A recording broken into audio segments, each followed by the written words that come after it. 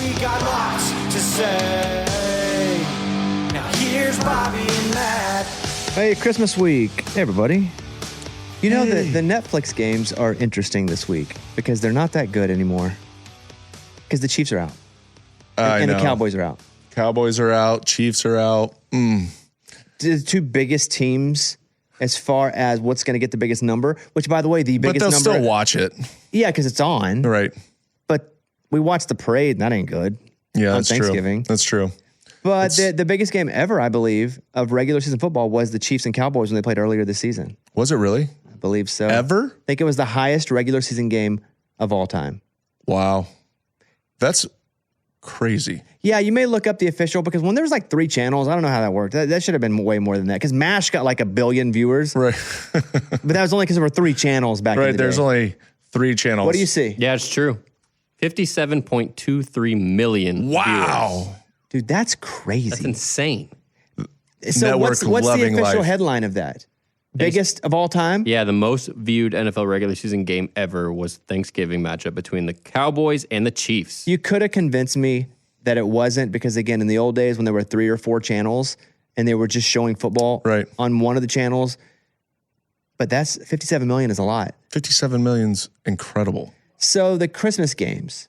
Kevin, would you read me the Christmas games? They are, you got Cowboys at Commanders. What time? That's 12 o'clock Central Time. Thank goodness for fantasy and for DraftKings. Yeah. Okay. People will definitely go and watch that. Lions, Vikings at 3:30. Ugh. The Vikings. None of these games matter. JJ's been playing a little bit better. But they're eliminated. Like they can't make the playoffs. That's true. It doesn't help. And there's a night game on Prime that is the Broncos and Chiefs. Lost its luster. yeah, right. Like all 3 of those games on paper at the beginning of the season, this is going to be a stacked Christmas card. Right. Oh, for sure. When they put these games together, oh, we're crushing. Yeah. Speaking of Christmas, the most memorable Christmas gifts given by quarterbacks over the past few years, which, by the way, when you were quarterback in your teams, what did you do? For the gifts? Yeah. Would you get your linemen anything? The team? Yeah, I got them TVs one year. I got them suits one year, like a custom suit That's that awesome. they could get. Great gift. Yeah, they can go and get meet the person. They'll give them a custom suit. So do you do like a gift certificate? Like do you call and just say, here's like X amount of dollars, I need gift cards for 8? And do you have to get backup linemen something? Yes, and deep snapper. That is part of it. If you're on the roster, you're getting the lineman something. So you're not talking about your 5 starters. You're talking about 8, 9 guys. What about deep snapper? No, that's not. He doesn't work with me. He's with the punter. They're called specialist. Got it. Yeah. That I like that gift though. The suit. The suit was a good one. I mean, when iPads first came out, I'm dating myself, but that was kind of a cool gift. Mm-hmm. Got everybody an iPad. Yeah, there's a few others in between there, but is the backup quarterback supposed to buy a gift for everybody? No, it's kind of like the starter's deal to get maybe him something too. Oh, you have to get the backup quarterback. Yeah, but something. you don't have to get them to the same extent that you do the big boys, the offensive line. So my first year playing, though, was when Brady obviously went down. And at the end of that season, I was unaccustomed to being in that starting role, let alone the lead dog and Christmas gifts. I still haven't got all my guys, my offensive linemen, a gift, and they're still giving me shit about it. And it's almost become an ongoing joke where every time I see them, like, Castle, where's our gift? It's just, I still feel bad. But I love you guys. It's in the mail. It's in the mail, babe. I was having a little PT, a little physical therapy on my ankle foot. I had surgery like 8 weeks ago or so, and maybe not that much, but it still hurts. And I was a little concerned that I re-injured it, although I've done nothing to re-injure it. And basically they say, you haven't used it in a couple months, so obviously it's going to hurt when you start to use it again. So all that aside, I was at my physical therapist's office, and he says, hey, you do a football podcast? I said, yeah. He said, what's it called? I said, lots to say. And he said, you work with Matt Castle? I said, yeah. He said, I don't know him, but I have a lot of friends that know him. I'm going to quote his question about you. Oh, gosh. He said, because of what I've heard, is he the nicest guy ever? And I say, yes, he is. Wow. That's exactly what he asked. I didn't know what to expect on that right there. He said, is he the nicest guy ever? And I said, he is. He's the greatest dude. All right. Thank you. And he said, I never met him. But he's also worked with a lot of pro athletes here in the area, and he mentioned a few of them. But he said, I just hear that he's the greatest. And I'm like, Brother, you have no idea. Dude, I'm going into your next physical therapy. I'm going to fake a You're back with me? injury. Oh, yeah. Oh, thank you so much. Oh, you crack better You do than such anybody. a great job, man. You crack better than anybody. Never had a massage like this. I bet you got good massages, though, being a pro athlete. You know, you normally find one person that works with you and then they kind of start to understand your dynamics of your body and you stick with them. And so everywhere I went, you kind of get one person to work on you, especially on like a Monday after you get the hell beat out of you on a Sunday. It just helps get the inflammation out, muscles going. So I would do that. But you know what's crazy is when you stop playing, I think I've had one, maybe two massages since I stopped playing. So that's within the 5 years? And I miss them. I honestly miss them.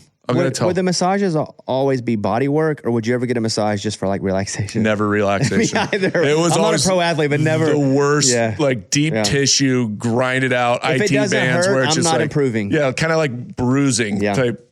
And I then when hate it the whole time. And the psoas, when they do that, oh God. Yeah, so it wasn't really an enjoyable, like put on the like light massage music and you just sit there and they kind of, no, it was like grind it out, get the massage in, elbows, the whole deal. So Christmas gifts, Joe Burrow gifted each one of his linemen genuine, unique samurai swords. This is a couple years ago. You guys remember this? Mm-hmm. Some of the swords dated back to the 16th century. So you're talking about 1500. These are like real samurai swords. swords. That's pretty unique and badass. Yeah, pretty cool. Brock Purdy. Now, there's been some revelation about this recently because at the time it was Brock Purdy got all his guys trucks. But he had a sponsorship deal, and it was part of the sponsorship deal. Not that it's not awesome to get a free truck, but because Brock Purdy wasn't making any money then. He's in a deal now where he could buy everybody trucks. He wasn't in a deal then where he could buy everybody trucks. Are you throwing shade on No, him not at all. Part of his deal was him getting trucks But for in everybody? his rookie contract, he got his 10 linemen either a Toyota Tundra or a Sequoia. In a rookie contract. By the way, rookie contract, last pick in the draft. You can't... That sets a bad standard for other guys in rookie contracts. It does. But you know what league minimum is now? It's like, it's not going to afford that many trucks, but it's still like $750,000 or something like that. So just say it's $800,000. Yeah. But you're going to hit that tax, or you're going to, 50% of it's gone. Right. So $400,000. And let's say each truck is $40,000. 10 trucks is $400,000. Yeah. So all your money just went to those 10 trucks. And that's what he did. He was He living did on the not. street. He Yes. did not. He stayed He didn't in the go homeless closet for at the the trucks. facility. This is what makes it unique. He gave it all up for his linemen. He wanted to show the dedication. Okay. Just eating at the facility every day. Fair enough. It was like Rudy in the Notre Dame movie when he'd sleep in the janitor's closet. Do you mean the movie Rudy? Yeah. It was like Rudy in the movie Rudy. I was like, in the movie. Like in the Notre Dame movie. The Rudy in the Do you mean Rudy movie. and Rudy? Yes. Yeah, I was like, is it? Yeah, the Notre Dame movie. Rudy and Rudy. Patrick Mahomes left each of his linemen a gift package last year with a Rolex, Oakley's, a Yeti cooler, Lucchese boots, and recovery boots. All that says Rolex to me. All the other stuff. It's just a Rolex and others. Yeah, the Rolex, but it goes back to what you just said about Brock. All those are sponsorship deals, maybe other than the Rolex. But the Rolex is the main one. Yeah, it's pretty badass. That's like, yeah. 60, 70 grand probably on each of those watches. Jalen Hurts and Saquon, as a joint gift, they bought each offensive lineman a personalized golf cart customized with the player's last name, number, and logos of both Hurts and Barkley.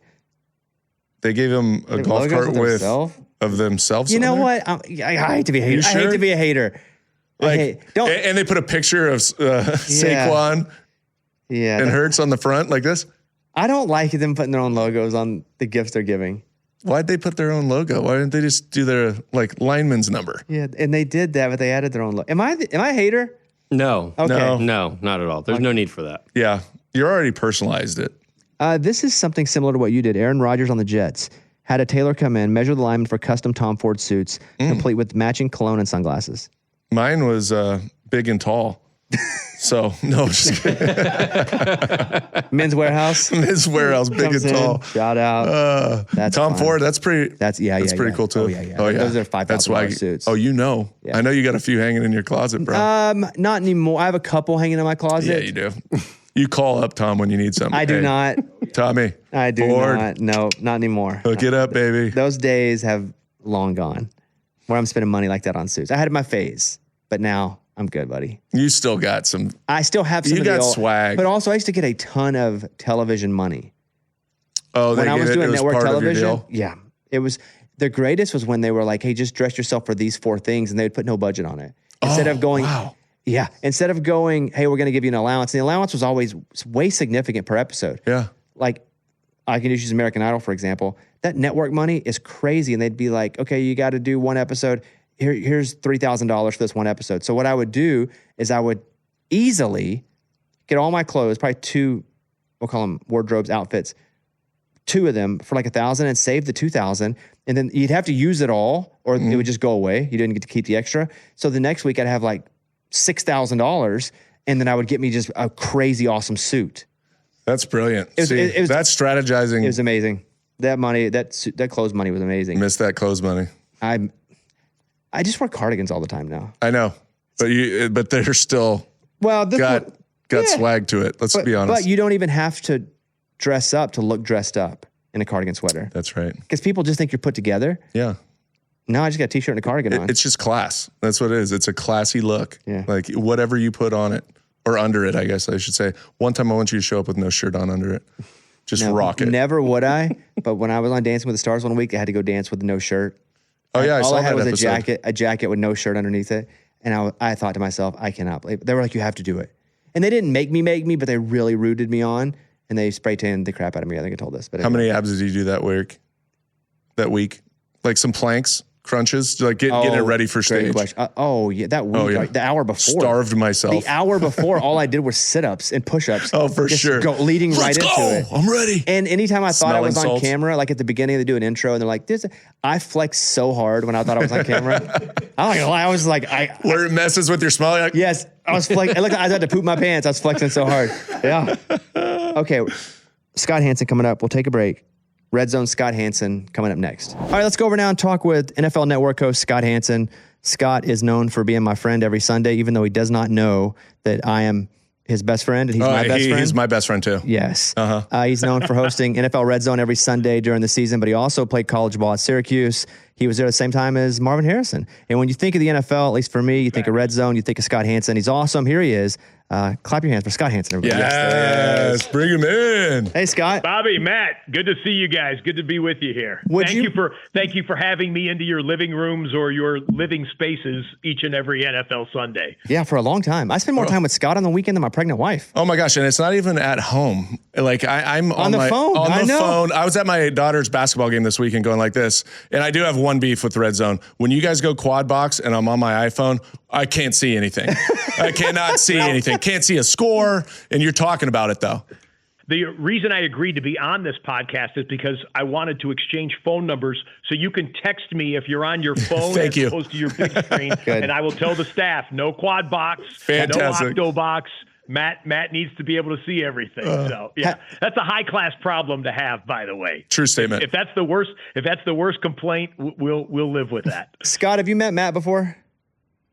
Oh, I have. Matt might not remember. Were we at a party or what? I don't know about that. No, it wasn't that. Met you during your starting season for the New England Patriots, 2008. So before RedZone started in 2009, I was a roving reporter for the NFL.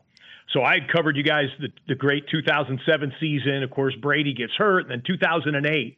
And I was at the New England Buffalo Bills game late December. Oh. I want to say week. That was the final week 16. It was week 17. 17. But the 16th game. And do you remember what that game was like? It was absolutely the worst conditions ever. The most miserable, snowing. The winds were what, 55, 60 miles an hour? The wind pushed the goalposts sideways. Right. In fact, I don't know if you guys have capability to punch up an image or anything, but if one of your people Googles Patriots Bills 2008 in Buffalo, there are images of the goalposts going like this from the wind that was swirling at then Rich Stadium. It was called, and it was unbelievable. Before you guys, so I'm doing pregame hits for NFL Network during the pregame show before you guys had even arrived at the stadium. And they're setting up the stadium and whatnot. And it was cold, so they had the heating benches, the big white, like plastic heating benches, that blow them. Those heating benches blew off of the sideline and were tumbling down the 50-yard line as I'm doing my hit. And so that was one of the most incredible games I had ever covered. And you guys were brilliant in the game. Patriots won the game. You led them to a 13-0 win. Yes. Gostkowski somehow hit a couple of field goals in that. I mean, if you look in the game book, it said like 30-mile-an-hour sustained winds, and the gusts were like 50. And there's absurd. not a lot of people even listening that have stood in 50-mile-an-hour winds. It was insane. But you guys won. But the reason I get a smile on my face about it is I go to the post-game locker room, and so I'm interviewing all the individual players, and I'm representing NFL Network, so I could usually get one-on-one interviews as opposed to going into a big scrum with a bunch of microphones sticking in someone's face. So Matt, the winning quarterback, was kind enough to give me a one-on-one interview. We had a great interview. I'm like, man, I'm rooting for this guy. I go, I don't know what it's going to look like, when Brady comes back and whatnot. So I'm thinking, Matt Castle. And I said, I'm going to get one more interview. And I go over to Mike Vrabel. Now, I'm sure you've told Mike Vrabel stories on this podcast several times. Mike does not suffer fools, right? And I had just interviewed you, and I go to Vrabel, and I go, hey, Matt, can I get you for a quick interview? I called him Matt accidentally. I was thinking in my head. Oh my gosh. And he literally goes to me. He goes, Matt. Like I was a complete imbecile who didn't know I who could he totally was. see him doing that. And walked away from me, and all the other reporters heard it and saw it, and I just went, like, I felt so small. It was my fault, but because you had played well in those ridiculous circumstances and won the game and gave me a one-on-one interview, I had Matt on my brain, and I still have never talked to Vrabel about it since. I want to apologize to him, but don't apologize. Don't apologize. He doesn't remember, but you know what?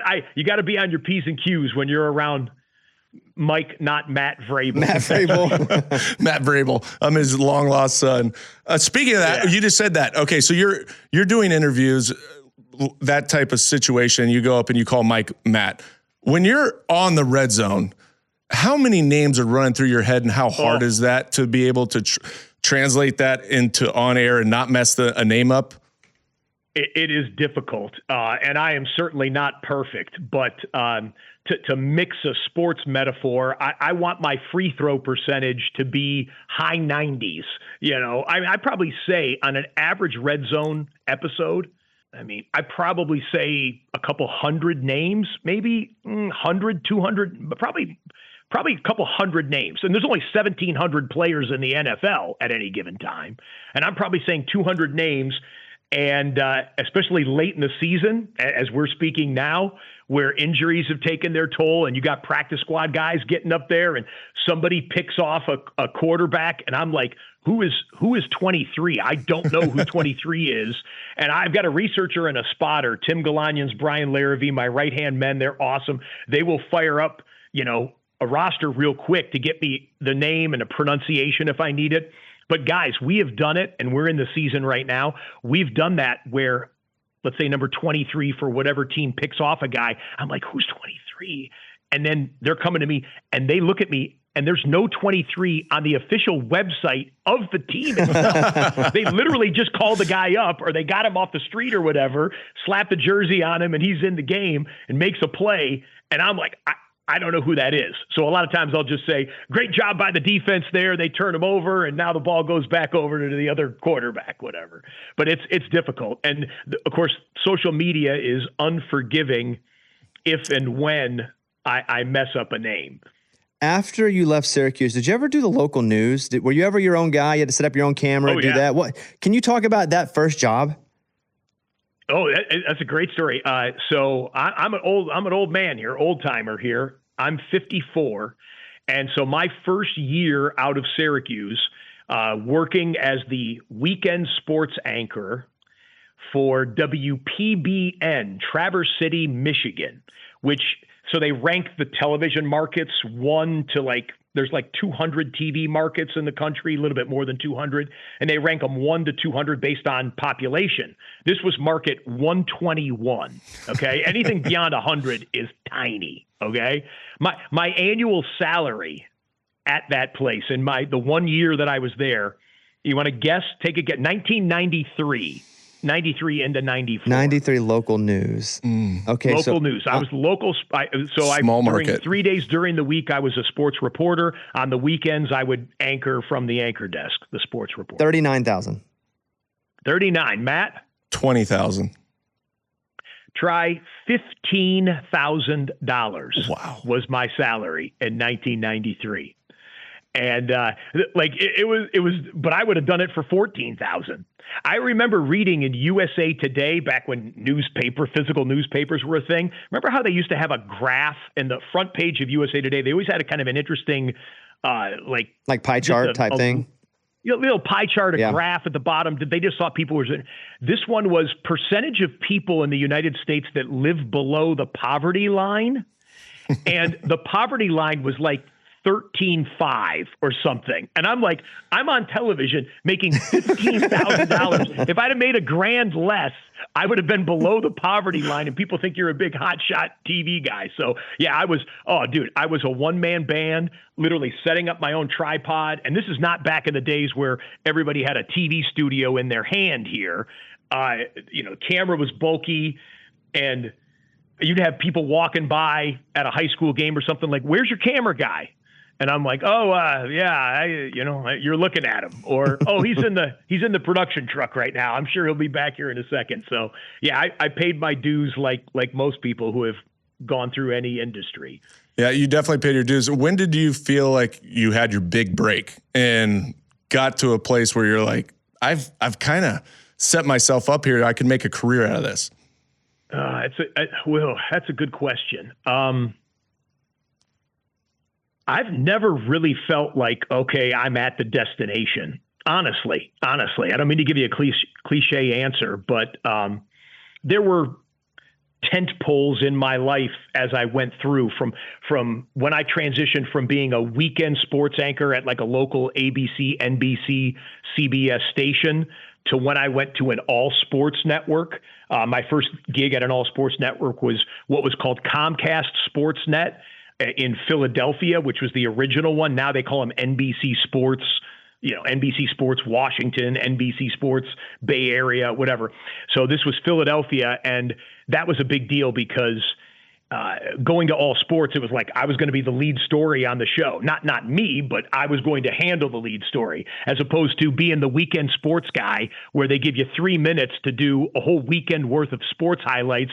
And then all of a sudden, I worked in Tampa at the ABC affiliate, and I remember a time where I had 3 minutes, and you got to pack all of this stuff into 3 minutes. And then 5 minutes before I go on the air, the news director comes in and says, there's a water spout in the Gulf of Mexico right now. Weather needs 4 minutes. You're down to 2 minutes. Like right before everything I had done. So transitioning to all sports, where that was it. It wasn't news. It wasn't weather involved. It wasn't anything else like that. That was a big deal. And then moving to the NFL, like becoming an employee of the NFL, which was now, 20 seasons ago.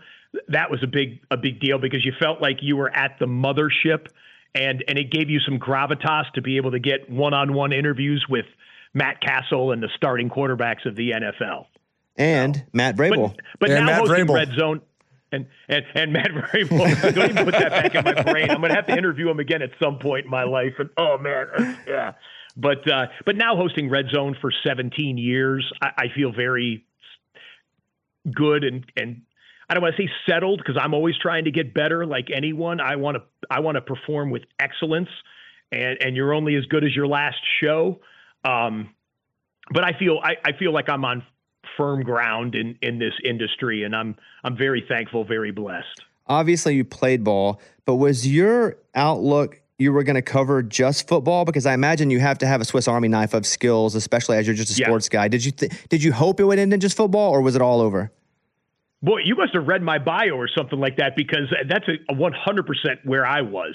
I would do any sport, and I covered being in like local affiliates. I covered eighth grade girls softball. True story. I covered the fishing tournaments. The National Trout Festival is in northern Michigan, and I interviewed Miss Trout, as a matter of fact. They did like a beauty pageant around this thing. So I've covered everything there is, but football was always number one for me. I grew up in Michigan and grew up rooting for the Michigan Wolverines and the Detroit Lions, and having, Saturdays and Sundays with my dad, kind of our emotions pivot around, did our team win or lose, and then went on to play football throughout college. So football was always number one. And of course the NFL is the highest iteration of that. And so this is where I've always wanted to be.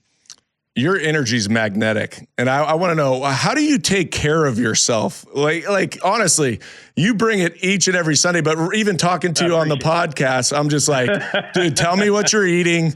Are you a coffee guy? What makes you tick and bring that type of energy?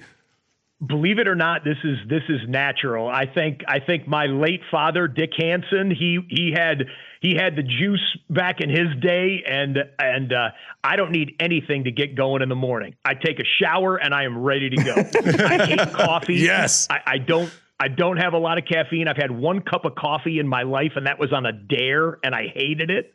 So no caffeine. Literally, it's not to sound philosophical, but let's go philosophical for a second. We all have chosen our path in life to the options that we've had presented to us, right? And if I was a school teacher or a doctor or a lawyer or a janitor, I would hope I would have enthusiasm in my life the way that I have it working in the toy department, right? Working in sports, working in football. We only get so many heartbeats on this planet. And how are you going to spend them? And I try to have enthusiasm and passion for not only my life, but for other people. You guys asked me to be on this podcast. I'm going to give you the best that I have. People have an infinite number of choices. I'm referring over to my media wall over here at my place in Los Angeles. Gosh. I don't know if that's going to show up. Yeah, we got it. Oh, we got it. On my media wall over there. When people turn on their TV on Sunday and you consider streaming options, infinite number of choices. If they come to NFL RedZone, if they stop on me and our team, I'm going to give them everything I got.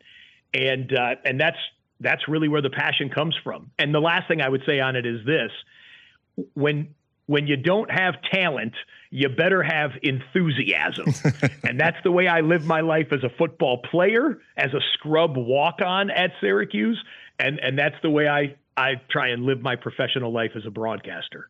I know you lived in Tampa and worked with the Bucks, at least alongside them. And I've been lucky enough to spend a little bit of time with Coach Dungy, and I love being around him. How did you feel working alongside Coach Dungy? And do you have a good Dungy story? Ooh, my single favorite person to deal with in sports is Tony Dungy. And Tony, for people who know him, see him on broadcast, or they've seen him interviewed, he's not the most like ebullient, like all the energy that I'm giving right now. That's not Tony. Is very understated. Everybody knows that about Tony and whatnot. But I love Coach. I love him. Maybe my favorite story was this. I happen to be a Christian, and Coach Dungy's vocal about his Christian faith. And when I was getting the job in Tampa, he was going into his second year as head coach of the Buccaneers. So he was building this thing, right? Sapp, John Lynch, Dilfer was the quarterback at the time, Warwick Dunn, Mike Allstott, Derek Brooks, Rondé Barber came along. You could go through the list. But I was considering taking this job in Tampa, and I said, well, I think I know what my professional life would be like. The social life would probably be good, right? It's the Sunshine State and all that. I'm like, I wonder how it is like spiritually down there. Like, what are the churches like down? What is it? So I said, I know their head coach, Tony Dungy. He's involved in a lot of Christian charities and things like that. I was like, I wonder if I could ask him. So I literally cold called the Tampa Bay Buccaneers headquarters and like literally to the number that I could find. This is even pre-internet, I suppose. Like the number that I found, and secretary patched me through to another secretary. And I said, is there any chance I could talk to Coach Dungy? And he didn't know me from anywhere. I was a local sports reporter or whatever. 2 minutes later, he picks up the phone. Wow. And he's like, hi, this is Coach Dungy. Now, I mean, what head coach in the NFL would or could ever do that? And he spent, I don't know, 10, 15 minutes on the phone, which felt like an eternity for me. And I said, hey, Coach, I'm offered to this job down at the ABC station in Tampa, but I want to know what it's like spiritually down there. Like, where do you go to church? What do you know? He couldn't have been kinder. And I covered him for all of his years until 1999, and then I left Tampa. He left shortly thereafter. Of course, Gruden came in, but I followed him. I covered him with the Colts and bump into him now and his work on NBC. I love Coach Dungy. I have since that moment, always will, and I try and emulate that in my life. When someone I don't know asks for some of my time, college student or something like that, even as busy as I am, I try to give them some love and attention the way Dungy did to me back when I was cold calling him. That's amazing. That's a great story. Take us back 17 years and the first conversation that you were approached with for the Red Zone, and how was it pitched? What went through your mind? Yeah, so as I said, I was a roving reporter. They would send me to practices, games, do remote reports. But I always told the bosses at NFL Network, I said, guys, I think for my skill set, I feel better on the anchor desk than I do in the field. I like to keep all the knives in the drawer sharp, and I try to be excellent in whatever format I'm in. But I said, I would love to host something for you, to be the face and the voice of something. So the summer of 2009, I had heard that we were starting this channel, the RedZone, NFL RedZone. There had already existed on DirecTV the RedZone channel, which confuses a lot of viewers that there used to be two Red Zones. But they were basically going to kind of copy that format and have it themselves in-house for the NFL. So I called up the talent coordinator at that time, and I was like, wait a minute. This channel is going to be every touchdown from every game, 7 hours straight through, give you the 10,000-foot view of the NFL. We can take you to whatever stadium, wherever, whenever, and there's going to be no commercials. And they were like, yep. And I said, who you got to host this thing? And they said, well, we're looking at a few people. I said, is my name on the list? They said, yeah, your name is on the list. I said, I want this. So they had auditions for the short list of names that they had. And for your audience who might not know, a television audition usually lasts 10, 15 minutes, right? They put you up on set. They put a microphone on you. They give you an earpiece, and they just want to see how you look, how you sound. If it's a co-hosted show, they'll bring a co-anchor, so see if you can execute some crosstalk and whatnot. But it's 15 minutes, right? And it's kind of a formality. But because stamina, enthusiasm, knowledge of the game are all priorities for RedZone, and stamina maybe being number one as a 7-hour then commercial-free channel, the audition was 5 hours long. Oh my God. And this was like June of 2009, right before we came out. So it's the middle of the summer. There are no games going on or anything. So what they did is they put me into a studio in Los Angeles at NFL Media headquarters, and they took a random week from the season before, week 7 of 2008. And they actually had videotapes, and they took 8 videotapes of 8 different games, queued them all up to the kickoff, pressed play simultaneously, and said, talk. Wow. And we rolled through, and I had a producer that was in my ear trying to because they had to audition an entire television staff, right? A producer, a director, technical director, audio, graphics, everything. And I'm going through it as best I can. You have no computers, though, because there's not like live box scores that you can follow along to say, oh, okay, Randy Moss has 100 yards receiving now at the half or something like that, right? So you're doing it. You're flying by the seat of your pants. I was wearing a suit. I remember I sweated. I'm not a big sweater, but I sweated right through this suit. I mean, flop sweat. And I'm thinking in my head, just keep going, be enthusiastic, make the transitions, nail as many things as you can. And I'm thinking, I'm either winning this job or I am ruining my career right here. There's like almost no in between. So the audition, we went through a whole set of games, 3 hours. Then they put in another like 4 games and took us to like halftime of those games. So it was a 5-hour audition. Finished up. I didn't have a real good vibe about it one way or another. I knew I did my best. But about 2 weeks later, the executive producer of NFL Network gives me a call. And I said, hey, Eric, how you doing? He's like, oh, good, Scott, good. He goes, just want to let you know, we want to name you the host of NFL Red Zone. Let's go. And I was like, oh, man, that is awesome. I said, so you watched the 5-hour audition, right? They recorded it for him and whatnot. He goes, Scott, I watched the first 15 minutes of it, and I knew you were my guy. You bring that energy, that passion. And I was like, oh, Eric, that is great. That's awesome. And in my brain, I'm thinking, then why in the did you have me do 5 hours, ruin a perfectly good suit, and stress like I never have? But all's well that ends well. And here we are 17 seasons later. That was a great story. 2 final questions for you, Scott. I'll go first. Living in Nashville, I have a lot of friends that are artists, singers, or lead singers of bands. And so their whole week is revolving around really the 2 shows that they're going to do on a Friday and Saturday night. And so a lot of people will think, wow, they're super famous. They probably party all night, the night before a show or the night after a show before another show. And they're actually going to bed at 8. Like their instrument is so delicate that they're having to treat it as such. And I wonder if you a bit live with that as well, where you're famous, Scott Hanson, everybody loves you, got high energy, but also you got to shut it down so you can have it, right? 100%. So obviously, we're on Sunday.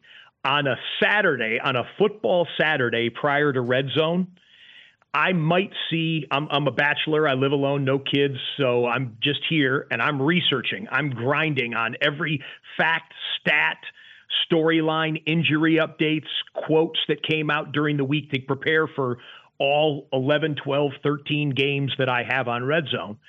The only live human beings that I see on a football Saturday are the DoorDash or Postmates delivery guy who brings me my food. And for those who are watching, not listening to the podcast, I showed you the media wall. I put up the best five college games on my media wall, and that's way behind me. Those are like 60-inch TVs over there. But I put on the best 5 college games. I sit on my computer right over here, look through all my notes on the pros, watch the next generation of college coming up, and it's a beautiful football weekend for me. But no, I can't even tell you the last time I went out and did something on a Saturday. One of my best friends moved his wedding to a Thursday so I could be best man at his wedding because they wanted to get married during a football. That's a good friend. True story. That's good. Darren Kuchera, shout out. Shout out Darren Kucheras. Shout out. My last one would be,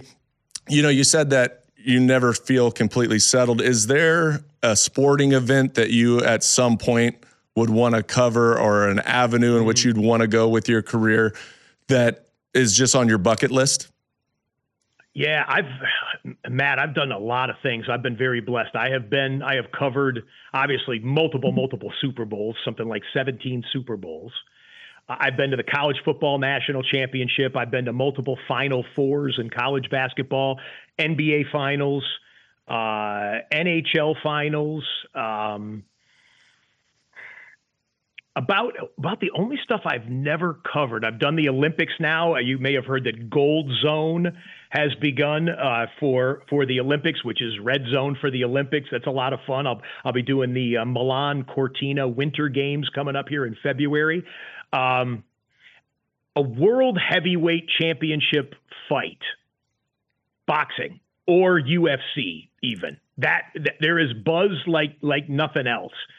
I would like to do that, cover that, and be ringside, and maybe even call it if it, it's not my entirely my world. I've done some boxing before. That would be something.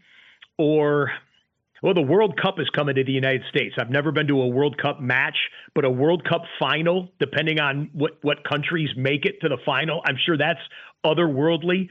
And I love the juice, man. You could tell that. I love the action. I couldn't you could tell. put me in the international tiddlywinks competition, and if you could tell me why it's dramatic, I will be all in. I've been to the Grand Sumo tournament in Japan. I happened to be in Japan when the tournament was going on. I talked to the concierge at the hotel. I said, "Can you give me a ticket to the Grand? I want to see it." I didn't understand anything that was going on, but I was right there. You take off your shoes, you sit in cross-legged in they don't have like regular seats in the ancient arena that they held it in. You go to the concession stand, everything is in Japanese, and there's like the head of a fish, like decapitated head of a fish instead of a picture of a hot dog and popcorn. And you're like, yeah, I don't want that. I'll do one of those. So there is almost any major sporting event in the world that people find interesting, I could probably find interesting. Well, we appreciate the time. I think, again, you and I have what I would call a parasocial relationship. I think where I know the relationship, but you do not. So I just really appreciate. Not anymore, Bobby. Not anymore. Fair enough. We're there. Really appreciate the effort and the enthusiasm. And listen, I think Matt and I love how you do it and the way you do it. And you just have such a positive attitude. You're an inspiration to many, Mr. Hanson. So thank you very much for your time and have a great weekend. And hopefully we'll see you sometime soon. I'll see you on Sunday, That sounds Scott. awesome. All right. See you, Matt, Scott. Bobby, great to be with you. See you Sunday, boys. All right. Merry Christmas, everybody. What are you guys doing for Christmas? We're going to be here. We're going to be here for Christmas. And then I think we might be leaving and going up to Montana for a little bit. Oh, from cold to colder. I thought you Cold may to go to colder. California. No, we did that for Thanksgiving. So this time go around, we're going to get real cold. It's probably going to be like negatives up there where you're not even going to leave the house. But there's going to be a little skiing, a little fun, just fun winter stuff. I've never been skiing. Oh, I went for the first time just a few years ago. And I did a little snowboarding when I was younger, but nothing. I'm a novice at best. So I go out to this hill. My kids are it's their first time, so they get a lesson. I come out and I was like, honey, I'm going to be snowboarding. She's like, you're a loser. Look at you. I mean, you're on a snowboard. Every person there is on skis. So I was like, fine, I'll try skiing. So I go get this little lesson. Skiing is the greatest thing ever. It's fun. Oh, there's nothing like going down a mountain with the wind in your hair and little snowflakes hitting you, and you can control the skis. You've got these poles. There's no issues with balance. Amazing. Did you not ski while you were playing because you were playing? Yeah, because I thought if I did anything, I'd have to give them all the money back. That would be awful. And it was kind of in your contract if you put yourself at risk and you do have an injury like that. Do they list specifically what those Yeah, they've got a whole are? section. Redlining, right? It could be Bungee could be jumping, motorcycles. skiing. Oh, motorcycles. Motorcycles. Didn't bungee Roethlisberger jumping. crash a motorcycle? Yeah, he did. He got hurt. Didn't Kellen Winslow or somebody do the same thing? He did a lot of things. But I think about Yeah, we quarterbacks. should They're bring the that ones that up. got to be making the good decisions. Yeah. Yeah. Yeah. Kellen Winslow. That's Yeah, you should have. Where'd that poll come from? persona non grata So around here. sorry, right around Christmas time. Well, Merry Christmas, everybody. Merry Christmas to you, buddy. Hope you Merry guys- Christmas, guys. He's now turned into the angel gets his wings guy. What's that movie about A Beautiful Life? I don't know. It's called A Beautiful Life. Beautiful Life. Oh, that's so true. Just Thanks again, Scott Hanson. That is Matt Castle. That is Kickoff Kevin. That is Brandon Ray. We've had lots to say. We'll see you guys. Bye, everybody.